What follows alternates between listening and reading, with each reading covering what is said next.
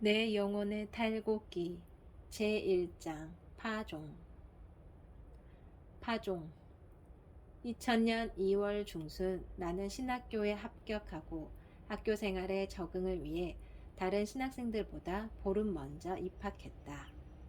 재수를 하여 1년 늦게 들어갔기에 누구보다 열심히 하고자 하는 마음이 컸다.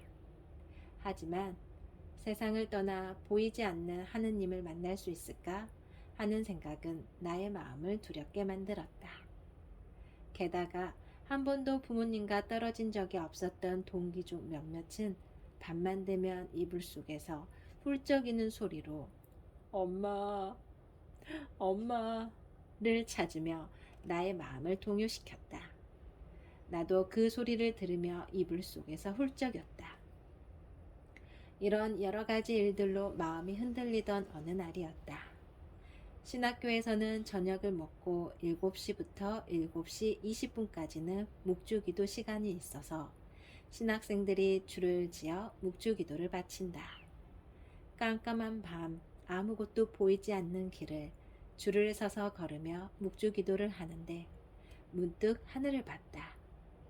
별은 참 예뻤고 기도 소리도 듣기 좋았는데 마음속에서 이런 생각이 올라왔다.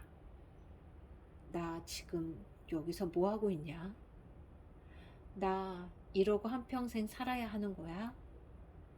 마음은 점점 동요되었고 기도가 끝나고 방에 들어와 가만히 있으려니 마음 한쪽에서 이런 소리가 들렸다. 그래, 지금 그만두면 다른 것 해도 늦지 않는 거야. 생각은 점점 커졌고 몰래 짐을 챙겼다. 나는 도망가기 전에 생각을 정리하기 위해 성당에 가서 앉아 있었다. 그리고 성당에 앉아 십자가에 계신 주님과 오늘 내로 단판을 보겠다는 생각으로 이야기를 시작했다. 주님, 당신을 아내로 맞이하려고 하는데 저와 잘 맞지 않는 것 같아요. 당신과 결혼을 해도 제가 좋아하는 밥이나 반찬은커녕 빨래도 안 해주실 거잖아요. 저 이렇게 사람을 그리워하는데 어떻게 살아요?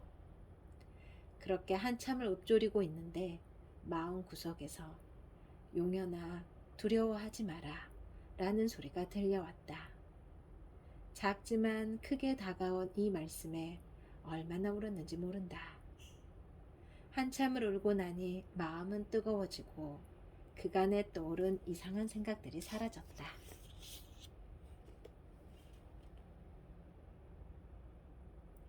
너무나 힘들 때. 살면서 어려운 순간이 많이 있다.